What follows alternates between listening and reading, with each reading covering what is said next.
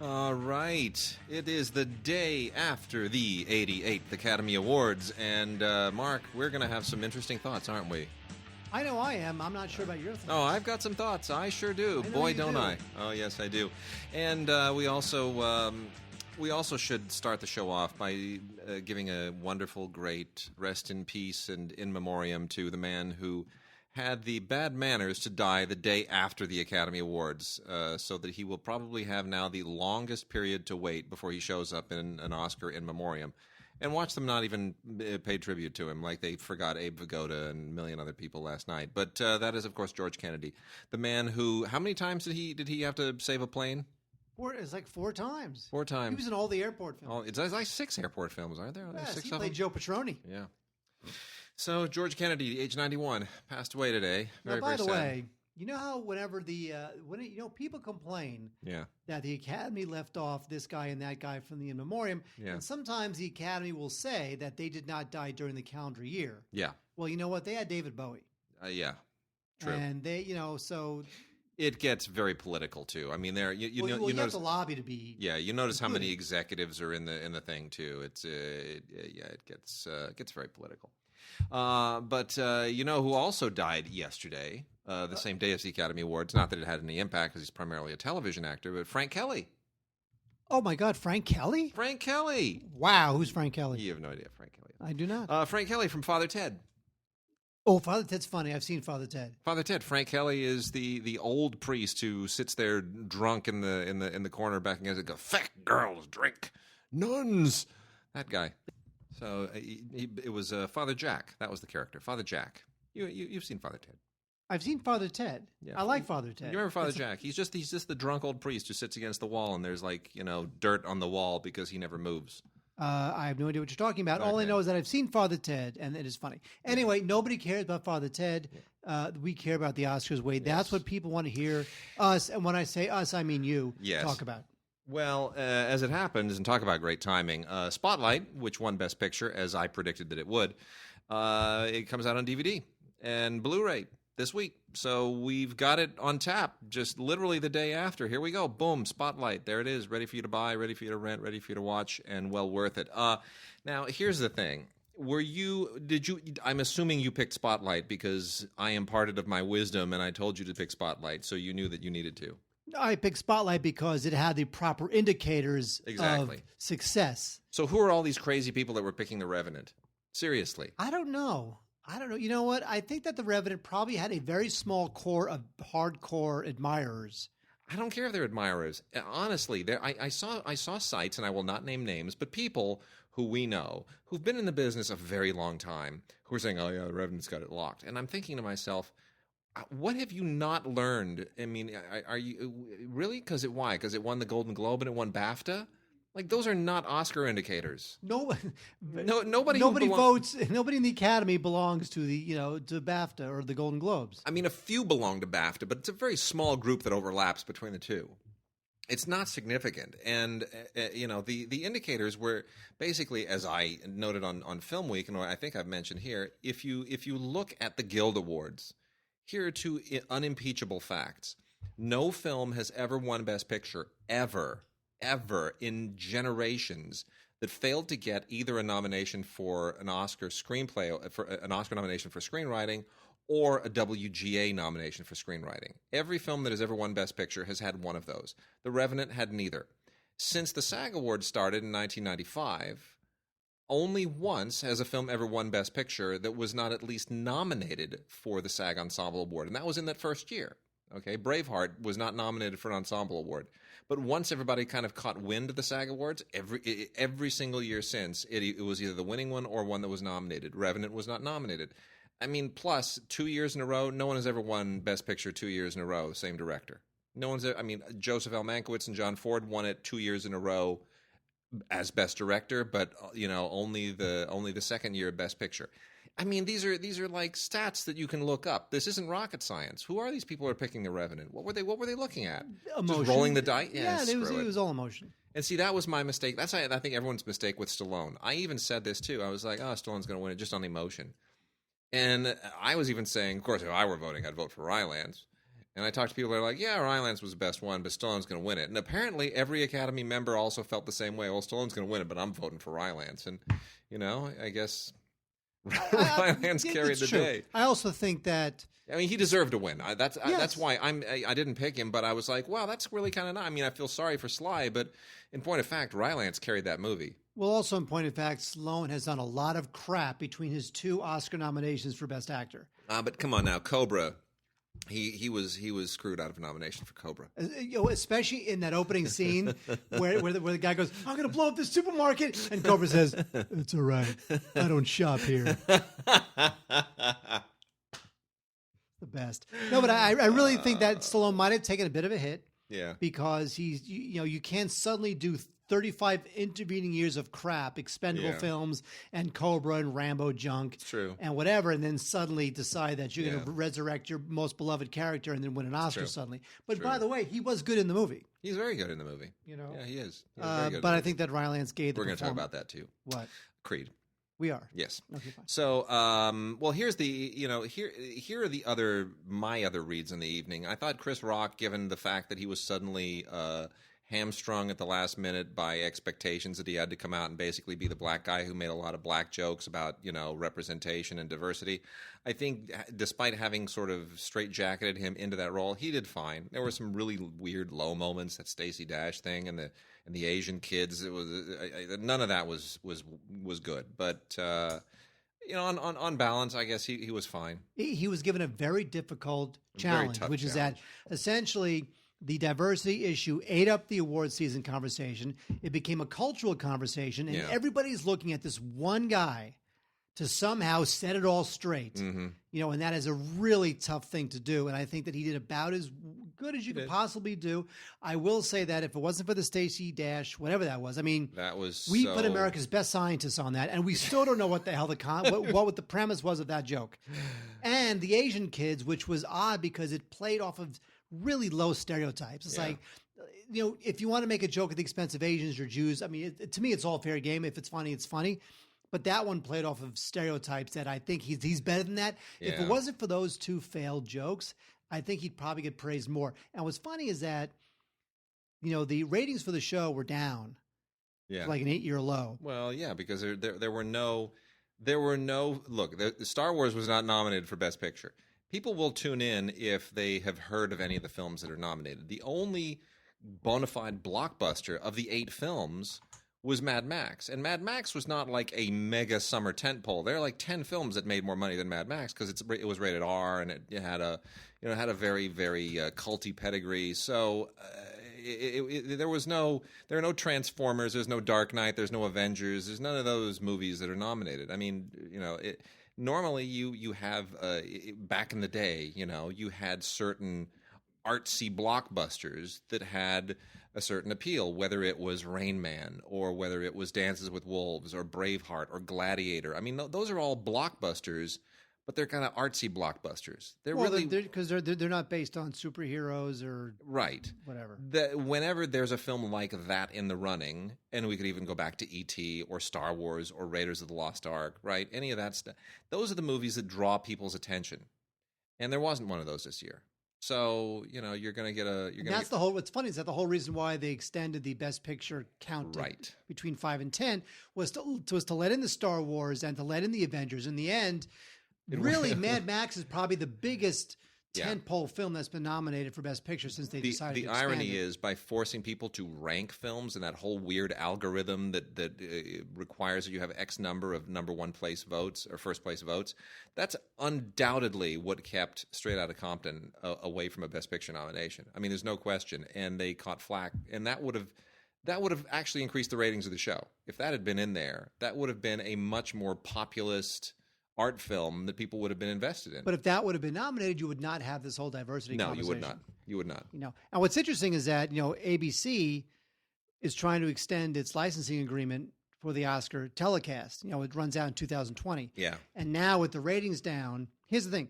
ABC has no say in the telecast. No. The Academy hires the host. The Academy hires the producers. It's the Academy show. ABC just airs it. Mm-hmm. And ABC has always wanted a seat at the table in terms of deciding what the show is going to be. Yeah.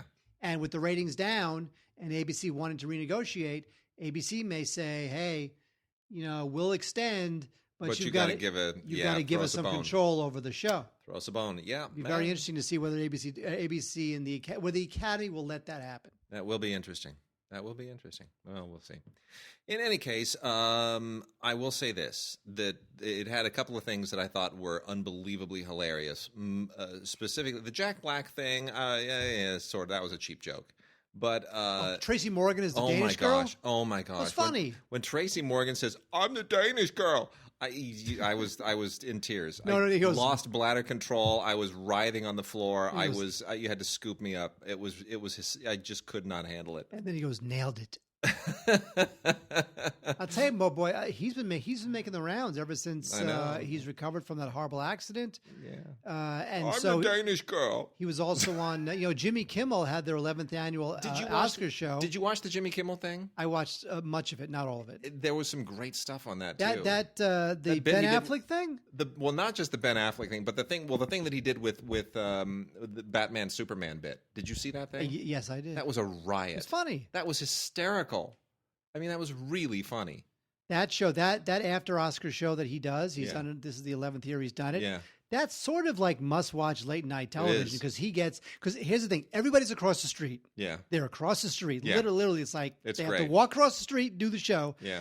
And they're smart because now it's become this thing that it's become a cool thing for celebrities to do. Now, a lot of times they pre-tape their bits. They maybe had paneled on the show a month earlier, so they pre-tape their bit. They put it all together in time for the show. But still, it's become this thing to do. It's a great tradition. It's a great tradition. It's a really funny show. Unlike the Super Bowl, which has this, 17 hours of lead-in pontificating with lots of former football players who just ramble about who they think is going to do what and when, the Oscars really has a nicely structured all-day thing. You got about an hour and a half of red carpet arrivals, some idiots commenting on dresses. Oh, my God. You know what? Here's the thing. Okay. Do people email us at gods@digigods.com and tell us whether you get George Pinocchio. Do you get him in your market? Is he a national guy? No, he's local. Okay, thank God. Yeah. He is the worst. Anyway, and then they have all these red carpet idiots. You know what? I got to say, just talking about the fashion and just a bunch of just really blow-dried bloviators just talking about nothing of substance. True. It really is terrible. Yeah. It's like nobody expects much of substance, but literally you might as well just have just gerbils chirping. It's just they're saying nothing. Yeah. Very true. Well, before we get on to all of our great stuff to cover, quick reminder, we have 1 week left. We're going to be still taking new intros. So gods@digigods.com, send us new intros if you got any. 1 week left. Come on, send us some good ones. Vox boxes, listener mail. We're open to all of it. And we are moving on the website, the synagogues.com website. It's been a long time in coming. We are going to move on that very soon. So await that. And please go to DigiGods.com after each show if you want to see a complete rundown of all the titles that we talk about with links that take you right to Amazon. So no need to go scouring for it. If you just go to DigiGods.com, boom, there it is, the complete list, all hyperlinked. Nicely done. And I want to read just a couple of little emails. We'll read more on the next show. But Al in San Francisco sent us something very timely with respect to Doug Slocum. Who is like the third great cinematographer to die. Well, there were four, within just weeks, but Slocum is 102 or something. He was 101. And, it's amazing when you look at the list of great British DPs, how many of them live to be, 88, 90, 94, 96, 98. It's amazing. The longevity of being, the way to live a long life is just be a British DP.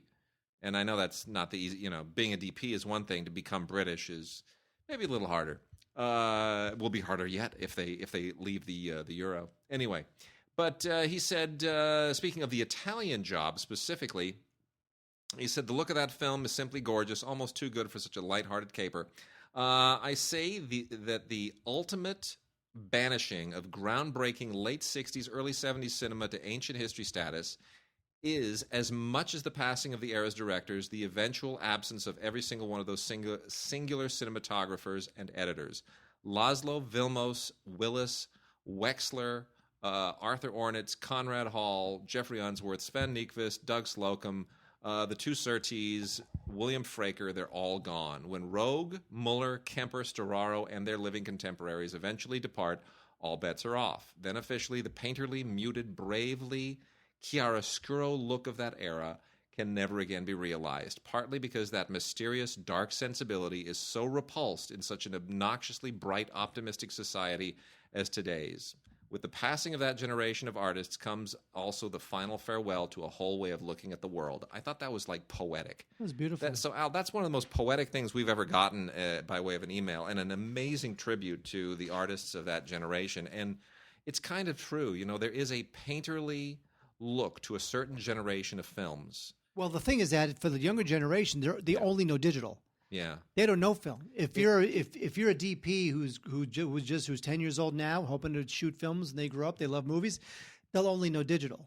And by the way, a few other little weird tidbits. Speaking of, I mean, there is an amazingly the fact that Emmanuel Lubezki has won 3 consecutive Oscars for cinematography is historic. No one's ever done that before, and well deserved. And well deserved, because he is one of the last greats. He's a genius. And speaking of, I did just see the new Malick film, which he of course shot again, because he only works with 3 directors now, right? By and large, he only works with 3 directors, and Malick being one of them. And I'm going to be talking about this with Tim on Film Week on Friday, but it's fascinating because we realize now, and this is a bit of a Film Week preview, that Tree of Life and To the Wonder and the new film, which is called Knight of Cups, based on the the card from tarot reading, Knight of Cups, it's a trilogy. The 3 films are a trilogy, and they're an autobiographical trilogy of episodes from Malick's own life. And it's fascinating. And it's part way, you're watching Knight of Cups and you're thinking, okay, it's more of the same, the improv-y and meditative and the voiceover. And then suddenly you realize, wait a minute, there's a whole, like, 2 brothers and a deceased brother and a father. This is like the same family dynamic from Tree of Life, all grown up. There's some connective tissue. You're saying that there's a method to the madness. I'm saying there's a real method to it. What I'm saying is that Malick has executed basically a 3-film trilogy about his own life and his reaching for meaning in his own life and reevaluating all of his familial and romantic relationships, his marriages. I think all of this factors into these last 3 films. I think he's in a really reflexive period. And I think it's fascinating because he has not said this, and you do have to kind of piece it together from what little we know about his private life. But it's really fascinating. Well, usually when people do autobiographical projects like that, you do get a sense of the issues that they were grappling with, whether or not they can overcome them. Here, his movies are so opaque at this point that if he's grappling with something, we don't know what it is. Well, although Knight of Cups, seems a little bit more coherent than the last 2. Lubezki is phenomenal once again. I mean, amazing work. And the Spotlight, the very deserved Spotlight. Well, let's get into it. Hold on. Let's pull out Spotlight. Here we go. Spotlight, Blu-ray, DVD. Here it is. A couple of interesting tidbits on Spotlight. And, of course, I think everybody by now knows this is about the Boston Globe and the investigation into the Catholic Church priest abuse scandal, and possibly the best film about the actual journalistic process ever made, with all due respect to, The Insider and All the President's Men. Really, if you've worked at a newspaper or for a publication, doesn't this pretty much nail it? Absolutely, 100%. It's unreal. It's unbelievable how spot on it is. And couldn't come at a better time to sort of reinforce the importance of real investigative journalism as opposed to just rambling bloggers who've, stolen everybody's thunder. But here are the things that are interesting about this. The 2 Oscars that it won for screenplay and picture, fewest number of Oscars won by a Best Picture since 1952. Did you know that? I did not know that. And that was the last time that a Best Picture won only 2 awards, which was for the Greatest Show on Earth, the Cecil B. DeMille thing. And then also the winning company, the distributor of this, Open Road Films, which is co-owned by Regal Cinemas and AMC Cinemas, run by Tom Ortenberg, who I've been pestering for weeks and telling him that he was going to win Best Picture. Tom Ortenberg used to be with Lionsgate, and I used to interview him all the time for Box Office, and he was the only sane executive I could ever get hold of who'd really just kind of give me the business. And he went from Lionsgate to Weinstein Company for a few months, and then he wound up running Open Road. Open Road was formed fewer than 5 years ago. That is the briefest, that is the youngest company to win a Best Picture Academy Award since 1931 and 32 with RKO, which was formed before there were even Academy Awards. How about like Orion? Orion took 7 years. Ooh. Weinstein Company took a little over 5 years. Mm-hmm. DreamWorks took a little over 5. This is the fastest. Faster than DreamWorks, faster than Orion, faster than Weinstein Company. So, but even bravo. the Weinstein Company had Miramax before that. You could say. DreamWorks, yes. What was DreamWorks? Shrek or something crap like what was that? Yeah, I mean, the first film they won for was American Beauty. But, American Beauty. Yeah. But, so, Open Road they've pretty much killed it. They've really, really killed it. And I couldn't be prouder. So anyway, really good film. Happy for Tom McCarthy, who, yes. Isn't that great? Finally. He's one of those guys that everybody on the fringes loved him. They loved his storytelling style, very relaxed, very insightful. And, this is obviously his breakout film. Yeah. Well, here's the thing about the film, too. And it won the SAG Award, of course, which was a great predictor, once again, of Best Picture.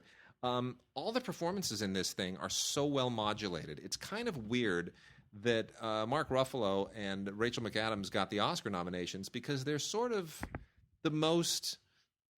like, I mean, you could have nominated anybody from this. Stanley Tucci was my favorite. Michael Keaton was amazing. Although it was funny to see Michael Keaton get up there last night because he's now done that for 2 years in a row. Yeah. He was up there on stage for Birdman. Now he's up there on stage for Spotlight. It's good. That guy has starred in 2 consecutive Best Isn't that Picture great? Oscar winners. I'm so happy for him. Couldn't happen to a better Batman. Couldn't have. And honestly, Liev Schreiber, it's amazing. Terrific too. And there are people, it's funny because this gives you a sense too. We because of the field that we're in, we connect to a lot of these people. Whenever I go into, at least right after the film started kind of getting some traction, and I went into KPCC for Film Week, a lot of people there have worked with the guy played by Liev Schreiber. And they all said, it's amazing. He's just like that. Like that's the most amazing. That's the guy. That's the guy. That's the guy. Every single day. That's exactly how he is. That's how he talks. That's how he, if you can sort of put all that together, I mean, that film's going to just speak to people. And also just think of how McCarthy directed the actors. The only one who really gets very indignant about the whole thing is Mark Ruffalo. Yeah. I mean, really everybody else, they're well modulated. They treat it as journalists who are on a story. They know it's an important story, but he doesn't turn up the histrionics. McCarthy, he just won't do that. Stanley Tucci's so good. I'm very busy. I'm sorry, I'm very busy. He's like busy through the whole thing. Can't be bothered. So good. Anyway, really great team. We're just thrilled for all the people involved in Spotlight and for Tom McCarthy. Couldn't happen to a better guy. He's been on the bubble for so long. Basically, not much by way of extras here, just some featurette stuff, but it's very interesting. There's a round table, and it's all you really need. Otherwise, the film is it. And this is from Universal. Open Road releases through Universal. That's their output deal. And you also get Ultraviolet on here, a Blu-ray DVD Ultraviolet combo set. You should own this. Go put it right on that section of the shelf with Best Picture winners now. By the way, can I just harken back to the Oscars for a second? Yes. That stupid thank you crawl, get rid of it. Oh, that was horrible. You know what? Oh, my gosh, that was awful. They did that because they thought that it would make acceptance speeches shorter because it less people to thank. Move this thing along. Yeah, it's not going to happen. No. You want an Oscar. You're going to thank whoever the hell you're going to thank. Stop that. The show's 3.5 hours. It's going to be 3.5 hours. It just is. I mean, I'd rather it be 4 hours with lots of entertaining segments than even like 3 brisk hours of just people, reading and announcing winners. Give me something to chew on. That's the thing is that literally, if all they did was give out awards, the show would still be would be 2.5 hours right there. Yeah, that's all they did. Yeah. So now you got the monologue, you got the comedy bits, you got the commercial breaks, you got the whole thing going. It's just a show that will never be 3 hours. Nope. So stop trying to make it 3 hours. Don't do it. All right. All right, Mark. What other wonderful nominated movie shall we talk about? Wade, let me tell you something. Yes, sir. So I'd be very honest with you. Yeah. Now, last year when we voted, or actually last year when we voted LA Film Critics New Generation Award, there were two films that everybody kept mentioning as the award voting went around the room. One film, Diary of a Teenage Girl. Yep. The other film, Creed. Yes. Right? New Generation for Ryan Coogler, and then Teenage Girl, New Generation for the woman who wrote and directed. Uh-huh. Now, I abstained from that vote. Why, Wade? Why did I abstain? Because you didn't see Creed. I didn't see either of them. I didn't see either of those films. And you liked them both. No, here's what I did. Yeah. Valentine's Day. Yeah. February 14th, a couple weeks ago. I'm a dateless wonder. I have no girlfriend. So you watched Creed. I went to the Pacific Theaters here in in town, and I saw Creed because I had never seen it. Yeah.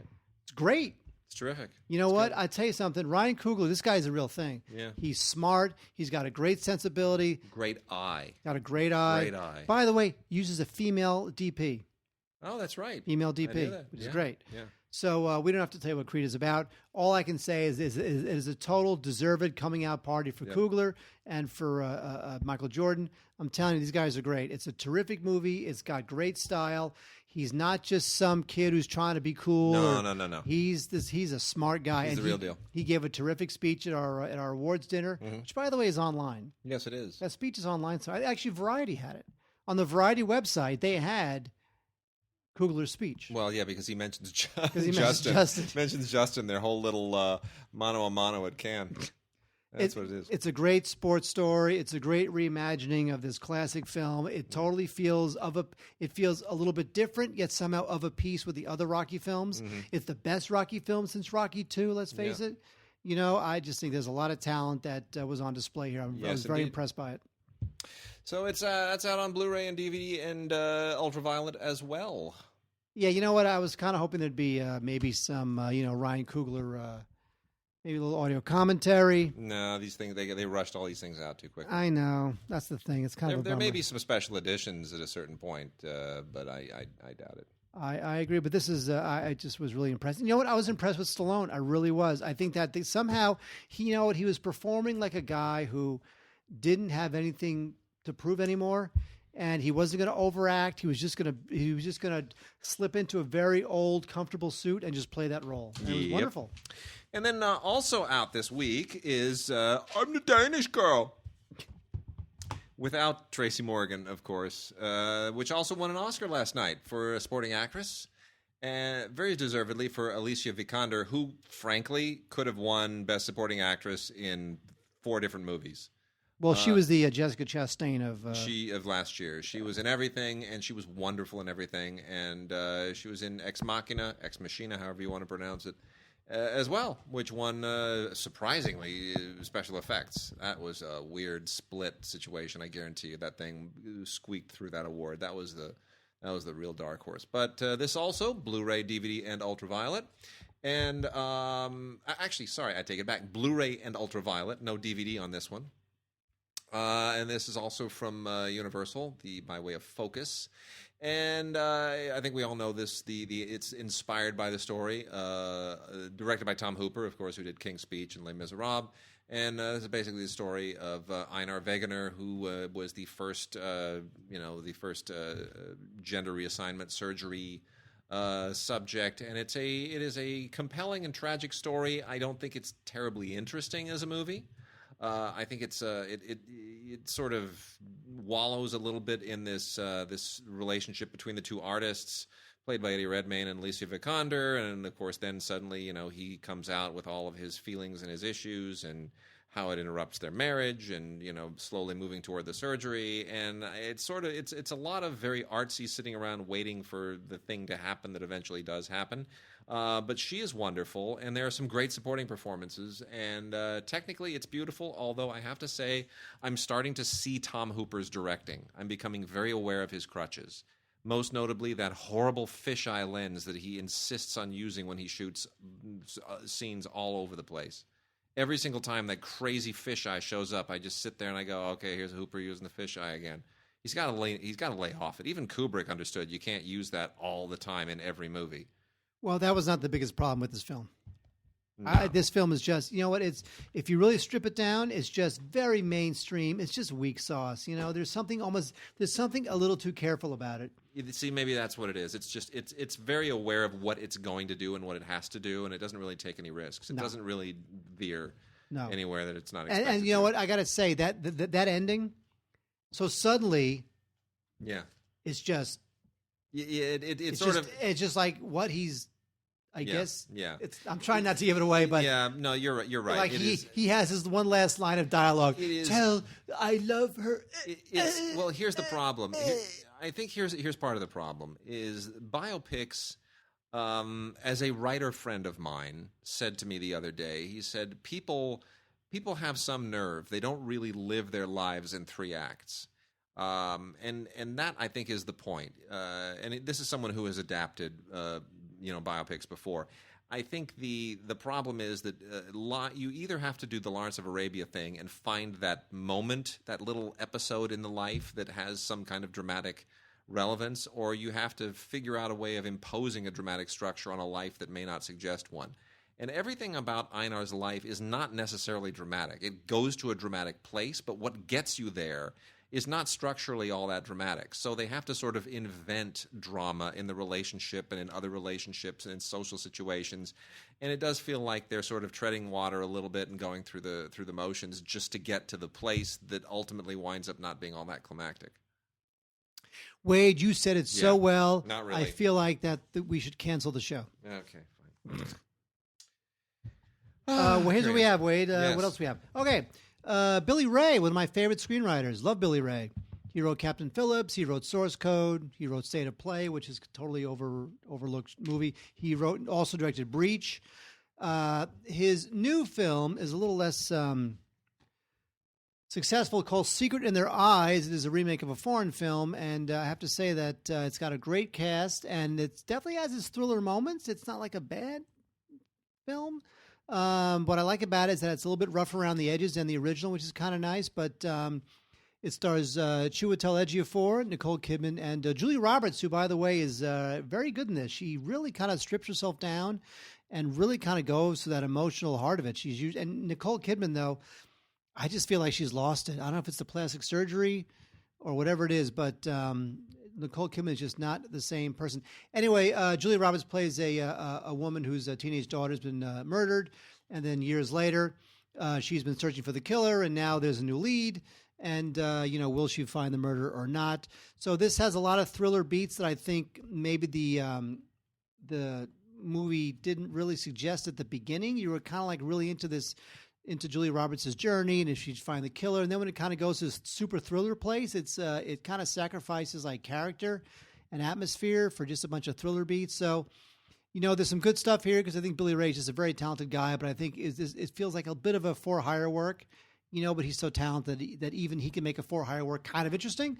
But I would pass on Secret in Their Eyes unless it's Saturday night and you literally have nothing else to watch. Also, My All-American is a kind of a bland little sports movie. This is written by the guy who did Hoosiers. By the way, Hoosiers, can I tell you something? You want to hear something controversial? Yeah. Hoosiers, not a good movie. Oh, really? You've decided that now, many years after the fact. Yes. Oh, Rudy, by the way, not a good movie. Okay. Well, I'm just saying. I know I'm going to get emails or tweets or whatever the hell it is. They don't date. I didn't like Rudy in the first place, but they don't date well. I'll agree. Even though I love Hackman.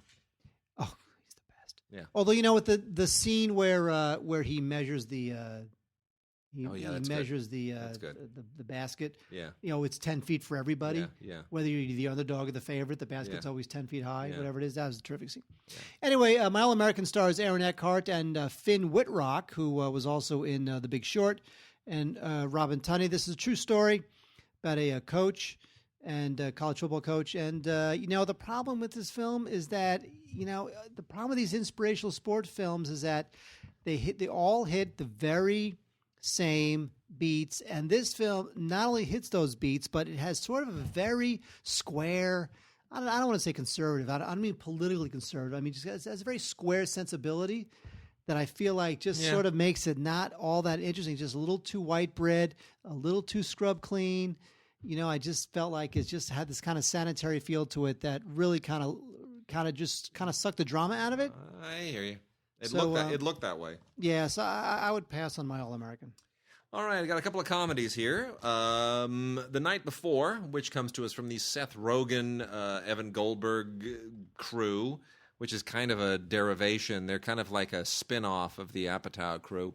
Directed by their friend Jonathan Levine, who co-wrote it with a bunch of other people, including Evan Goldberg and Rogen produced it. And bottom line, here's the deal.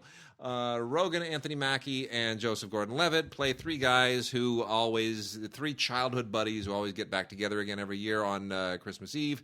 And now they're, they're having to settle down. So this is their last big fling on their big New Year's Eve or their big Christmas Eve. I'm sorry, their big Christmas Eve kind of night of madness and mayhem and debauchery and what have you.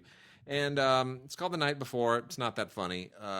It should have been a lot funnier. It's bit funny, as our friend Tim Cogshell would say, which is that there are maybe 5 or 6 bits that are really, really funny, and there's long between them, and it just it almost feels, like it was written more as a series of sketches than anything else. But I mean, good try. I can't really fault him for the effort. It has moments.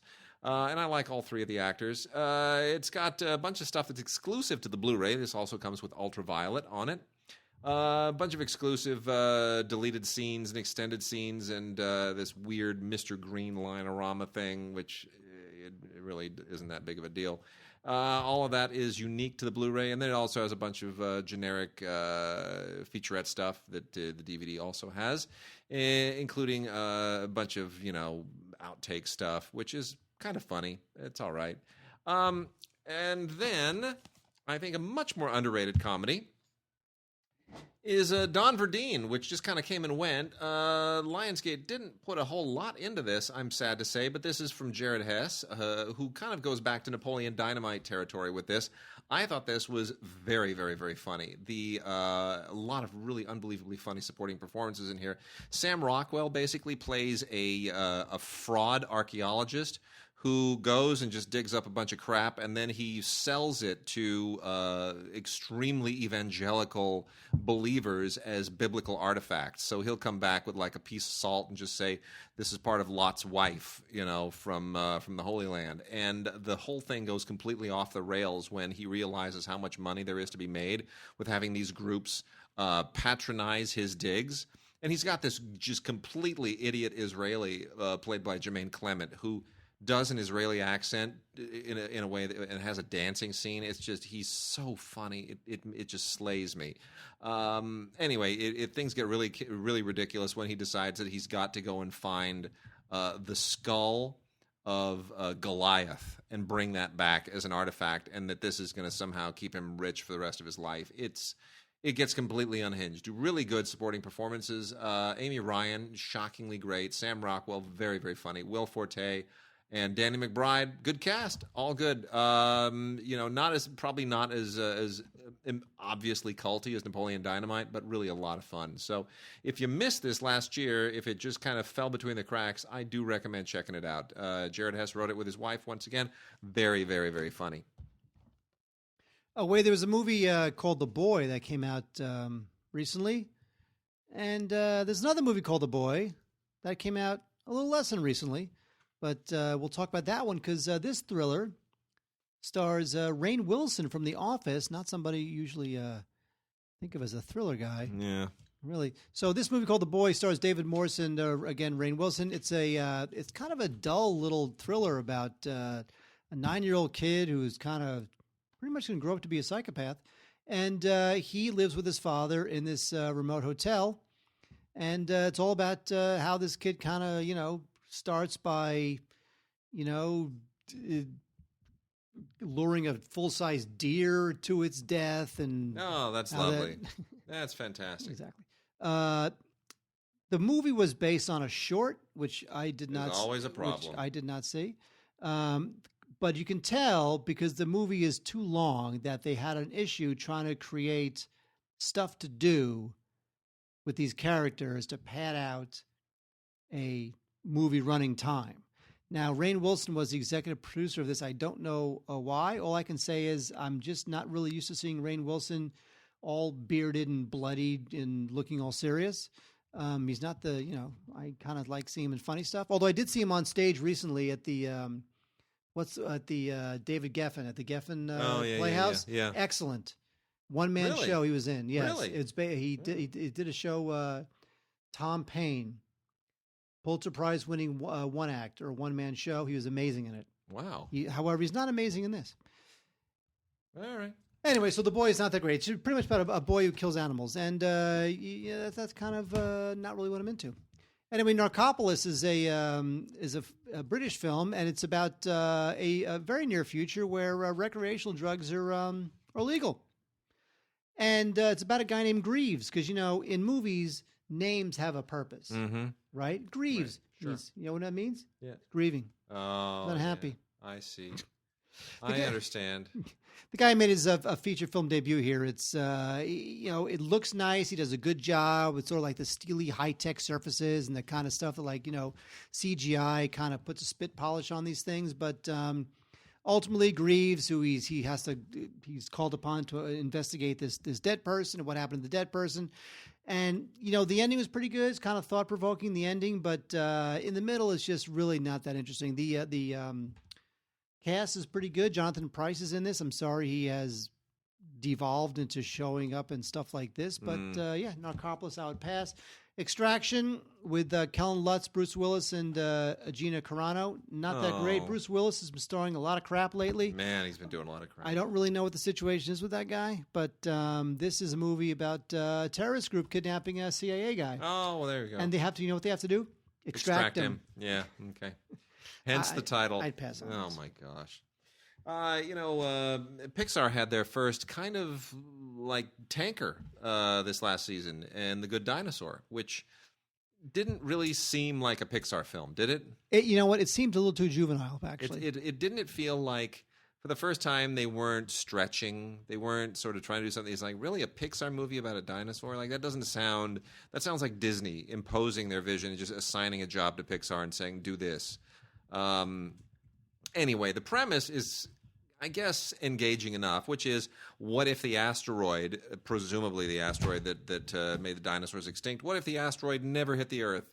So the dinosaurs continued to live on the Earth, and then people came about, and then people and dinosaurs got to coexist, which I guess is the dream of all kinds of creationist groups out there who actually promote that theme in certain theme parks. But that notwithstanding, this is the idea. It really gets into Disney territory with this little dinosaur named Arlo, who's an apatosaurus. Not that I have any idea what that is.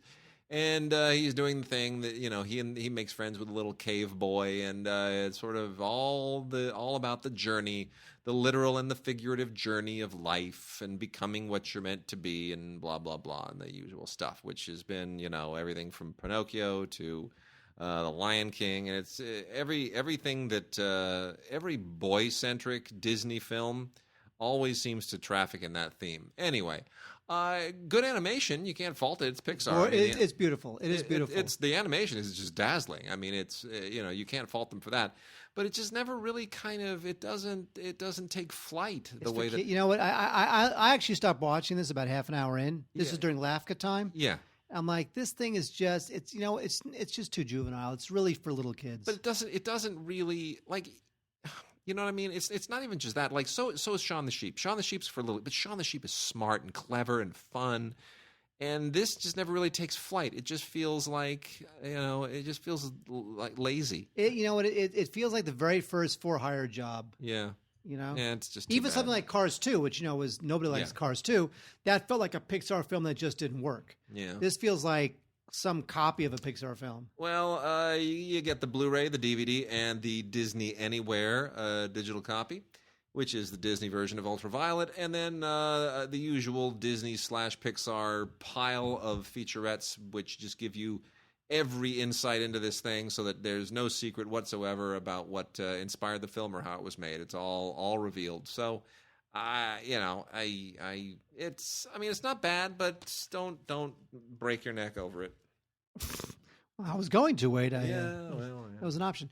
Catherine Hardwicke directed a new film. It's called Miss You Already. It's with Toni Collette and Drew Barrymore. Catherine Hardwicke, it's a hard time. Easy to forget. She directed the first Twilight film, and that thing got its ass kicked. Yes. And then they fired her and brought in another director, and then it became Twilight. Yeah. And ever since then, Hardwicke has really struggled. Now, this one is just a bizarre film for somebody like Catherine Hardwicke. This thing is just your typical, girl power, weepy playbook, cliched. Oh, look, a montage of pop tunes while they frolic in the park kind of a movie. It's just really cliched stuff. Toni Collette and Drew Barrymore play best friends for life, and then one of them is diagnosed with breast cancer, and so their friendship is tested and all that sort of stuff. I just think that this thing it's so by the numbers. And it's wonderfully uplifting just when you expect it to be, and it gets depressing and sad when you expect it to be, and they take this perfect selfie right when you expect them to. And I just think this thing is just really bizarre. I mean, it's tough because, Hardwicke cut her teeth on a film called 13, which was fantastic. And 13 was a very tough-minded It's a good film. It's a very good film. It's a really good film. This is the opposite. This is slick and glossy. Evan Rachel Wood kind of came of age with 13, but yeah. Yeah. This is just like this female empowerment, just tropes and cliches, and it just feels like, oh God, so contrived. So, and I'm not just saying that because I'm a guy, by the way. I just think that this thing is just really cliched. So I would pass unless you want to score points with the girlfriend. Yeah, all right. Which you might. Yeah, maybe. I would pass on Miss You Already. So there's all kinds of really bad, weird sci-fi stuff that winds up straight to Blu-ray, straight to DVD, and one of them is Weaponized. They all seem to star Tom Sizemore for some reason. Anyway, Weaponized is like, what's the Universal Soldier? It's kind of a Universal Soldier vibe to it. The whole idea here is that, like, in response to the war on terror, Mickey Rourke is a scientist who creates this technology which Tom Sizemore then effectively weaponizes, which lets you swap consciousness with the person you're going to kill on the battlefield. And it gets very cyber warfare video gamey, and of course the technology is used for ill and gets out of control. And how do you put the genie back in the bottle? Blah blah blah, et cetera, et cetera. Relative. I mean, look, the production value is perfectly fine. Johnny Messner is essentially the guy who is supposed to be the hero of this thing. I don't have the slightest idea who Johnny Messner is, but I assume he's some kind of wrestler. He's got to be, or a WW. Or like a mixed martial arts guy, something. He's clearly somebody who came in from a field that where he has no understanding of what it is to be an actor, and he doesn't really need to. And then a couple others to make quick exit here. Anton Corbijn, one of my favorite directors. What happened to that guy? Man, he keeps doing like weird offbeat things, and this should have been a much, much better film. This is called Life. And a good idea here. Basically, Robert Pattinson and Dane DeHaan, and Dane DeHaan is, he's like one of the up and coming guys, right? And he plays James Dean here, and he does a really, really good job, like a better job than James Franco did in his Emmy-winning performance on television. And Ben Kingsley is very good. Joel Edgerton is in this. I mean, it's a really good cast. It's a solid film. Financed primarily by Canadian money, but it just doesn't really go anywhere, unfortunately. I don't know what went wrong in it. Anyway, Robert Pattinson plays Dennis Stock, who is the young photographer who sort of captured James Dean in that famous Life magazine spread. And this is essentially the story of the months that lead up to that, all the stuff that kind of leads into that moment, and it has its moments, but it just doesn't. It's not kind of fully baked, in the script stage. It doesn't really come together. You get interviews with the main actors, but it just it's just too bad. It feels like a real missed opportunity. You know what Corbin's problem is? Huh? Is that he wound up wasting George Clooney in The American. Now I love The American. I do too. That movie's great. It is. But people did not expect George Clooney to star in like a thriller directed by Antonioni. It isn't even a thriller. Yeah, it's an Antonioni film. It's like an Antonioni thriller, which is to say, it's a thriller that leads you to believe there's going to be some great action payoff, and the payoff winds up being sort of philosophical, existential. It's like watching. It's like if you're watching a movie that is teasing you and making you think that it's going to turn into a James Cameron movie, and then it turns into a Terrence Malick movie. That's basically what happens. And Corbin makes those kinds of movies, and it was very Antonioni. But yeah, a big fan of him. Yeah, no, he's a great director. I just hope he gets a really good shot again one of these days. And then The North Star is worth checking out, I say with reservations, because it is well made. This is from RLJ, Robert Johnson's company, formerly Image. And it is another true life slave story, which now arrives a couple of years after 12 Years a Slave won Best Picture, and a year before we are going to get Birth of a Nation, which is the Nate Parker film that is likely to be a really big deal at the Oscars next year. And I predict he's going to get 4 nominations. He's going to match the Orson Welles Warren Beatty feat of being nominated for writing, directing, acting, and producing in a single ceremony. And I want to give credit where credit is due for good efforts, and this is a decent story. And there are a lot of slave stories, as there are a lot of Holocaust stories that are worth telling. But I feel in this time when we're talking a lot about opportunities for black actors, I really feel like somebody needs to let black actors play something other than slaves. And Mercy Street on television is guilty of that as well. And however good it is, at a certain point, you know what? I think that black actors are going to be fed up with that, and they're going to say, like, you know what? Now I really feel for all the Asian actors that were playing, like, Japs and Gooks and Koreans in every single war movie that Hollywood decided to make from 1939 until 1960 or 68 or 69, even into the 70s, where if you were Asian, the only job you were going to get was you were getting blown up by GIs. And we're getting to that point now, and enough already with the slave movies. I think we give it a rest, maybe a few more times down the line, but let's not overdo it right now. Anyway, so this is basically the idea of centers with runaway slaves, and it's decent production value, some good performances. Actors that I'm not that familiar with, Clifton Powell and Jeremiah Trotter, along with actors I'm very much a fan of, Keith David and Lynn Whitfield. Give it a look if the genre is of interest to you, but I have some reservations just given the circumstances of the day. So, all right, Mark, that's it for new movies. We're quickly coming down to the end of the show, and there's so much stuff we haven't covered because we talked so much about Oscars. Let's cover some music. We are due to blow through music DVDs and Blu-rays a little bit. We haven't talked about these in a while.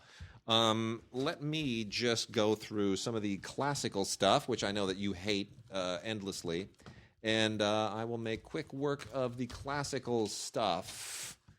Hold on here. Starting off with Tales of Hoffmann, the Offenbach opera, is out on a Blu-ray from Teatro Real in Madrid. This is released by through the Arte line, the Bel Air Classiques. Very nice if you're a fan of Offenbach. That's nice staging. There's also Mozart's David Penitente that is performed in Salzburg. That's also on Blu-ray. David with an E at the end. Penitente. Very, very nice. Proms at the Royal Albert Hall, a performance of pieces by Dvorak, Strauss, and Beethoven, also on Blu-ray from Unitel Classica. Anything that takes place at the Royal Albert Hall is a lot of fun, definitely worth checking out. I thought this was wonderful. This is from Opus Arte, the Royal Shakespeare Company, performances of Love's Labour's Lost and Love's Labour's Won. Much Ado About Nothing is the title that we more commonly associate with Love's Labour's Won. We don't realize that it sort of goes along with Love's Labour's Lost.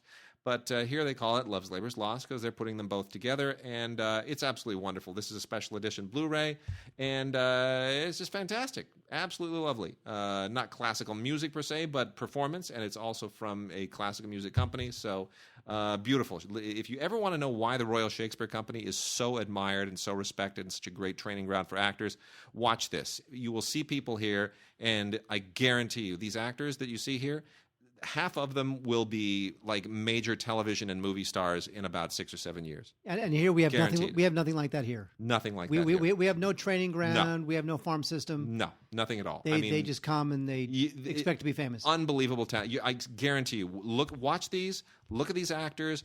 5 or 6 years from now, boom, they're going to be in Oscar-winning movies. They'll be in hit BBC TV series. They'll just nail it. It'll be great. And then we've also got Swan Lake, another performance of Blu-ray on Blu-ray of Swan Lake from the Bolshoi Ballet. Absolutely gorgeous, really, really gorgeous. The nice thing about the Bolshoi, they don't need to actually do anything fancy. They don't need to, do it up all modern and weird and funky. They just do it the classic way because they are such a great company. Also from Opus Arte, a performance at the Royal Opera House of a whole bunch of Puccini. This is a boxed set that includes performances of La Bohème, Tosca, and Turandot, directed by some really amazing directors with some great conductors. Really, really first-rate stuff. If you're a fan of Puccini, this is like a must-have because it's everything you need in one really cool Blu-ray box set. And then Carlos Acosta dances Royal Ballet Classics. La Fille Mal Gardée, Romeo and Juliet, and Don Quixote, also performed by the Royal Ballet in the Royal Opera House, another box set from Opus Arte, great for ballet fans. And then lastly, there is Cinderella, the Prokofiev, which is very, very nice. Choreography by Alexei Ratmansky. Very, very nice. This is a Blu-ray and a DVD combo set. And this comes to us from Marinsky. Beautiful performance and beautiful staging. And that's it for my classical stuff. Okay, Wade. There you go. Let's talk about music. First, we have Burt Bacharach, A Life in Song. If you're thinking to yourself, who is Burt Bacharach? Well, let me tell you. He is fantastic. Wade knows who Burt Bacharach is. I love Burt Bacharach. He has won 3 Academy Awards. Has he really? Yes, he has. 3 yes, songs? Yes, he's awesome. I had no idea. 3-time Academy Award winner. Should have been 4. Did you know that? Because Grace of My Heart, he and Elvis Costello wrote all the songs in that, or the best songs in it. That not one of those songs got nominated. Should have won. Should have freaking won. That was a great movie. Wade, well, here's the thing. Bacharach is, for movie fans, best known as the guy who wrote the theme to Arthur, right? Yeah. When you get caught between the moon in New York City. Yeah, which he wrote with like 9 other people, including Christopher Cross and Peter Allen. And I wonder how that writing process actually went. Well, Christopher Cross is the one who sang it. Yeah. And then... But they all wrote... There were like 7 people who went up there and accepted the award for writing that song. I remember thinking, well, he also did... How did that work? Well, he also did Raindrops Keep Falling on My Head. Yeah. That's right. That Butch one Cassidy. That one too, yeah. What's New Pussycat? How can you not love What's New Pussycat? Anyway, Burt Bacharach is fantastic. And, and this particular Blu-ray, A Life in Song, all of his songs performed at the Royal Albert Hall by a bunch of... I wish some of the people who had performed this stuff was a little more famous. I mean, Joss Stone is probably the most famous person here. Oh, she's good. Yeah, but I was, considering what he's done, I was kind of hoping they'd get better people to sing these songs. Joss Stone was like Adele before there was Adele. Adele, she's a phenomenon, man. Yeah. I mean, now it's like, nobody buys albums anymore, but everyone ran out to buy the Adele album, and that's just fantastic. Good for her. I agree. Elvis Costello, Detour. This is live at Liverpool Philharmonic Hall. I have seen Elvis Costello live. I saw him many years ago at Royal Albert Hall live. And since then, he has only created even more and more fantastic, memorable films. You'll hear most of his hits. Elvis is known for not necessarily wanting to play all of his hits, but he does do Watching the Detectives and Peace, Love, and Understanding. So he does do some of them, but generally speaking, when you go to an Elvis Costello show, you don't know what you're going to get. This one particularly, although is good. Slash, based on Raised on the Sunset Strip. I like this a lot. I'm a big fan of Slash. He is, by the way, Jewish. Oh, is he really? Yeah, his name is Saul. I didn't know that. You didn't know that? No. Slash he's just a Jewish guy. Oh, that's sweet. I think this thing is great. This thing includes Dave Grohl. We need more Jewish rockers, We really do. Yeah. Springsteen's Jewish. No, he's not. Dave Grohl is in this. Dave Grohl, by the way, did a very nice job singing Blackbird in the In Memoriam last night at the Oscars. Yes. Alice Cooper's in this. The late Lemmy is in this. And so it's just it's a documentary. It's presented by DirecTV and Guitar Center, which is a little bit whorish, but the music is still good. The songs are still good. And it really kind of gives you a sense that, Slash is not just some crazy tattooed rocker in a top hat. He's a talented guy. And I have a tidbit for you in a moment, but keep going. What is it? It relates to guitar playing, but go on. I'll tell you in a moment. There is a documentary called I Am Thor. It's a little bit like Anvil. You ever see the documentary Anvil, the story of Anvil? There's this guy, John Thor. Oh, yeah. And he came out in the 70s, kind of when Metallica and Kiss were breaking, but he never really kind of like broke through. Mm-hmm. He did star in a couple films, including Rock and Roll Nightmare, which actually I kind of like, and Zombie Nightmare, which I've never seen. But then after a while, the guy kind of disappeared. So this is the story of Thor, the story of a guy who came up at the right time, but didn't quite hit it like some of the other ones. And so I think it's definitely worth seeing if you like movies like Anvil. And I liked Anvil a lot. Nice. I don't know if you liked Anvil, Wade. Anvil, the story of Anvil? Oh, yeah, the Anvil thing, which is like the real-life Spinal Tap guys. Yeah, it was a great documentary. Yeah, it's fun. Anyway, one last music documentary. We have The Jam. Now, they were an English punk band back in the late 70s, early 80s. Never my jam. But they were really popular in the UK. They had like 20 consecutive top 40 singles, something like that in the UK between 1977, like kind of like the early 80s. And here we have a Blu-ray about The Jam. One is called, it's kind of like two films in one. One is called About the Young Idea, which is a kind of like a documentary film about them. It includes additional interviews and performance from 1979. There's also from 1980 a collection of live performances called When You're Young. And those who like The Jam, all their songs are here: Thick as Thieves, Modern World, whatnot. There's about 15 songs on the When You're Young portion of the Blu-ray. And if you like The Jam, you'll definitely like this. They were never really my thing, but if you're kind of like into like that angry young man, kind of like partially punk, partially mod kind of thing that was going on back then, you might totally dig The Jam. All right, here's my tidbit. Kira Rossler, who was one of the winning sound editors for Mad Max yesterday. A lot of people are watching. They're like, Kira Rossler, sound editor. That name sounds familiar. She was a guitarist for Black Flag in the 80s. Yeah. How about that? Awesome. Isn't that funny? That's a great second act. Tell me about it. No kidding. Okay, I'll tell you about it. See, there's a first act. All right. What's that huge stack in the middle? This is all classic. This is like all of our classic stuff. We're not going to get through any of that, really. We're going to have to get through it eventually. But you know what we do have to mention are some really cool docs. And a lot of cool docs have come around the last few weeks. I'll just make mention of a few of these really quickly. The Iron Ministry is really an amazing look at the train culture of China. This thing is mind-boggling. You don't understand the role that trains play in that the railroad plays in any country until you watch this, because trains in China, it's a completely different thing. It's just, this is poetic and existential and weird, and it's very, very troubling. It's almost like trains in China are, I don't know, there's almost like a weird biomechanical function to the society. Anyway, when I was in Japan, this is a long time ago. This is like 1999. I went to a video arcade, right? Yep. To see what they got going on. It's Japan. Yep. You got to see what consumer electronics and arcade games they got going on in Japan. In Japan, they have a video game. Yes. Like back like you'd go in the arcade, back in the day. Sure. Video game. Yep. You drove a train, and all you did was drive this train into a station, pick up passengers, close the door. Go to the next station. That's all you do. No aliens, nothing blowing up. You just drove a train. Oh, that's great. And then from PBS on Blu-ray is The Black Panthers, Vanguard of the Revolution. This is director Stanley Nelson's very comprehensive documentary about the Black Panthers. It's a little bit of no pun intended, it's a little bit of a whitewash. It doesn't really go into the darkest chapters of the Black Panthers and some of the really fringy stuff, but it gets pretty dark. Huey Newton's big turn toward crimes and drugs and all of that stuff. I mean, it gets into all of that stuff.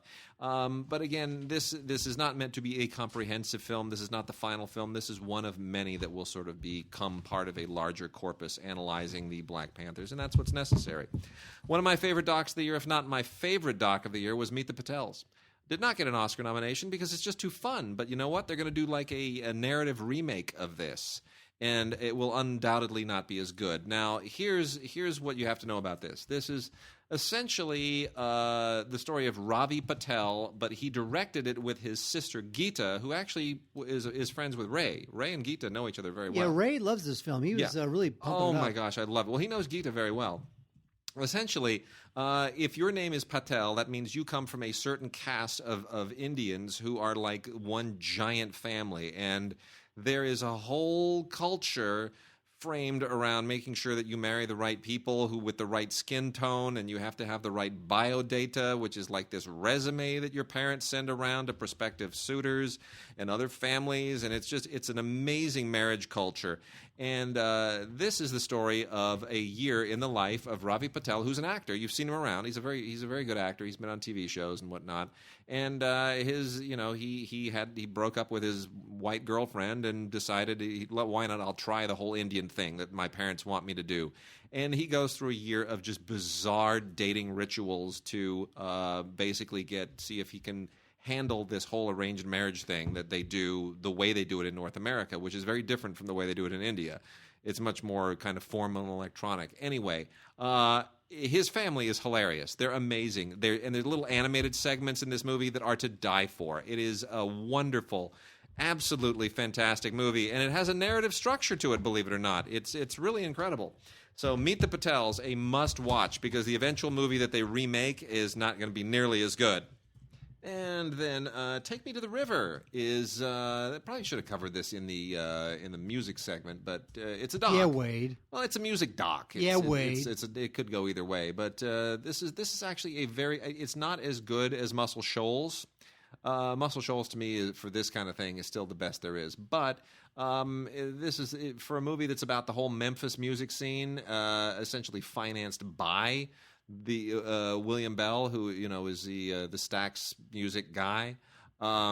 It's good. It's fine. It's sort of it's a little bit too self-promotional, but it's still if you're into the whole Memphis scene and Stax Records and all that, it's good. But again, just be aware of the fact that it's very kind of self-promotional but good music. Memphis, good scene. March to Freedom, 400-Year History from Slavery to Salvation, is essentially one of many, many documentaries looking at the civil rights movement in a broader continuum, sort of looking at it more as in its continuum relative to the history of slavery and Jim Crow and Reconstruction and so forth and so on. And again, not a comprehensive documentary in any way, but a very thorough one. And it's for something that is 11 hours in total, it's amazing how much it actually leaves out, to be honest. But it's as an educational tool, it's pretty good. Gold Rush: The Discovery of America is a 5-part documentary on the Gold Rush, which is amazing. I knew very, very little about the Gold Rush, as it turns out. I thought I knew everything from school, but there's just so many subplots and subplots to subplots. It really gets into a lot of fascinating stuff. This was just the Gold Rush was a gigantic disaster. You realize that. More people lost their shirts than actually made a fortune. The Gold Rush is all about people like going broke. Ultimately, it's not about people getting rich. Well, it's a rush. So basically, they all rushed to California thinking something amazing was going to happen. Exactly. And as usual, nothing amazing happened. Nothing amazing happened. And then the last doc here is Sunshine Superman, which is all about Carl Bonish, who is the father of base jumping, and which is insane. People who base jump, I don't understand it. I don't know what the thrill is. It's like you have a death wish. But anyway, it's a Blu-ray from Magnolia, beautiful photography. And I'm glad somebody else is doing this and taking photographs of it, because there's no way I'll ever be caught dead doing that. Well, if I did it, I'd be dead. Yeah. I would just go splat. A couple TV stuff, TV DVDs we got to talk about. Drunk History Season 3. I think the Drunk History stuff is really funny. What they do is they talk about history and get drunk while they do it.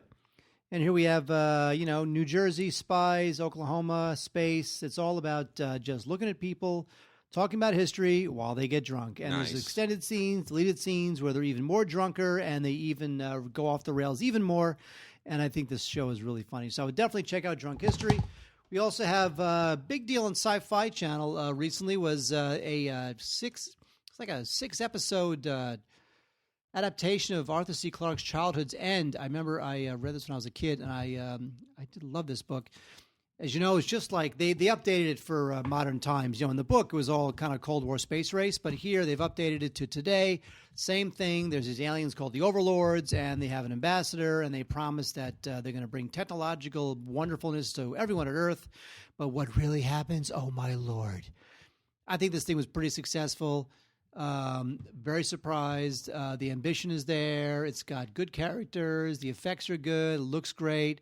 Moves slow, but that's okay. We got 6 hours to kill. It's if it was a 2-hour movie, it'd be a different situation. But I think this thing was impressive. I was very, very impressed with this thing. So I would definitely check out Childhood's End, especially if you read the book. I loved the book as a kid. I always thought it would be an amazing movie, and I got to be honest, I think they kind of bonked it. I really do. What? I think they blew it. I think there's so many opportunities to do this right, and this is just all sci-fi'd out and low budget, and it's just wrong cast. If I had written and directed this, it would have been a lot better. I'll just tell you. I'm just saying. A lot better. Would have been really, really cool. That they tried to do it as an animated movie at one point too. They just could never figure it out, and it winds up being a sci-fi thing. It's just too bad. It deserves more. Should have been a big Oscar contender. Anyway, The Bold Ones, The New Doctors, the complete series is another one of those Bold Ones series from the 1950s and 60s, and this one is it stars E.G. Marshall, John Saxon, and David Hartman. And David Hartman, gosh, I just completely forgot that he even existed until we got this thing. Essentially, this all takes place inside the David Craig Institute of New Medicine. And it's one of those old, doctor shows. Now, the only thing that's interesting about this, and this actually is from the later run of the Bold Ones. This ran from 1969 to 1973. This was co-created by Stephen Bochco. This is one of the earliest Bochco shows. What? And once you know that, you kind of see it. You can be like, okay, I see kind of there's a Hill Street thing that's working there. I got it. But anyway, it was, the Bold Ones has really kind of been all the various incarnations of the Bold Ones has sort of been forgotten, and I'm glad that Timeless is bringing them out again. But anyway, there's the most interesting thing here is that they did a crossover episode with Ironside, which very special episode, very special crossover episode with Ironside, and you watch that and you're sort of like, that's interesting. Why would they? Okay, I guess. There are a handful of crossover episodes from the golden age of television in the 60s and 70s, which are just weird. They just make no sense at all. And one of them, frankly, is the one that I like the most, which is the crossover between Magnum P.I. and Simon & Simon, which makes no sense at all, but it was fun. Well, how about Gilligan's Island and the Harlem Globetrotters? Didn't the Harlem Globetrotters do a bunch of here's the one crossovers? Here's the one that would have been, that was a movie. That was a TV movie. But if you had a crossover between, let's say, between the Brady Bunch and Gilligan's Island, how would that have worked? Somehow they should have figured out how to do that. That would have been great. Or a crossover between, I Dream of Jeannie and Bewitched. Why not? And then lastly, the unauthorized collection. Oh, my. They have taken all 4 of those horrible unauthorized shows about the making of certain TV shows with casts playing other casts, basically the unauthorized Beverly Hills 90210 story, the unauthorized Melrose Place story, the unauthorized Saved by the Bell story, which is more embarrassing than Saved by the Bell, and the unauthorized Full House story, and they've thrown them all onto a single compilation DVD so that you can watch all 4 of them, which amount to approximately 6 hours of mind-numbing, eye-burning bad television, and you can want to kill yourself at the end. So there are shorter ways of committing suicide, but there's no more arduous way of doing it. And if you really want to drag the pain out, this is a sure way of doing it. You know what? That's a great thing to put on a loop at a birthday party or some sort of fun gathering because it's and totally, make people run away screaming. It's totally cheesy and ridiculous. Yeah. No, these are your last 2. Okay. When I said lastly, that means me lastly. Got it. Yeah. Wade, one of the most unlikely hits of the season is the TV adaptation of Fargo.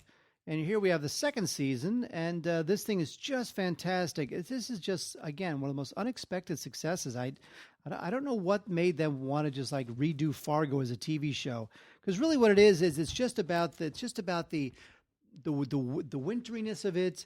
that sort of detached, ironic attitude of it. That's kind of what they get right. Now, the Coen brothers have gone on record as saying that they have not really watched the show. They have no problem with the show, but it's really not their thing. They would never do television because they feel like, they do a movie, they live with a character for 2 hours, and then they're done with that character and they move on.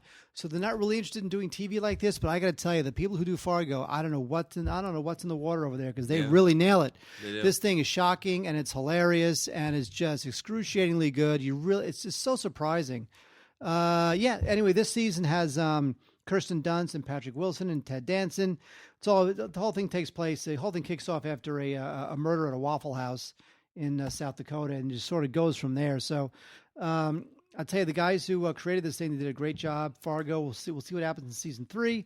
But as for season 2, I would definitely give this a rental. The Americans, which is the FX show, which is kind of an interesting little show. It's on DVD, which is kind of a bummer. It stars Kerry Russell, and she plays a KGB agent, and she is married to a KGB agent, and they are posing as good old-fashioned, just American folks living right near Washington, D.C. And the screws turn really well on this show. Noah Emmerich is also in it. Noah Emmerich, of course, his brother is Roland Emmerich. Oh, I was going to say Noah, the guy from the Russell Crowe movie. The guy from the Bible. Yeah. Anyway, I think that guy in the Russell Crowe movie, that's in the Bible? Exactly. Okay. You know what I'm talking about. Anyway, I think this thing is pretty good. I'm very surprised. It seems like that, FX, their shows, FX, here's the thing that people don't realize that FX kind of started the whole good, solid, adult 1 hour drama thing with Nip Tuck. Yeah. That was kind of the first commercial. The Shield might have been. Shield, that was intense too. Yeah. That was intense too. But the Shield, you know what it is? The Shield pushed the envelope in terms of like violence, but Nip Tuck was just weird. Yeah. Like, it's about plastic surgeons and the weird sexual obsessions, and it just had this weird vibe to it that felt very R-rated. Whereas Shield was a great show, but it was just like a more out there violent version of a cop show. Yeah, true. But anyway, The Americans is a good show. Again, kind of like Fargo, a surprising success. So I would definitely check this out. Season 3 on DVD, not Blu-ray. Why'd you do that, FX? All right, and we're done. We will see you next week. Send us all of your goodies to gods@digigods.com. Go and check out digigods.com for the full list of all the shows, all the stuff that we talk about, all the titles, and links to Amazon. And we'll see you next week.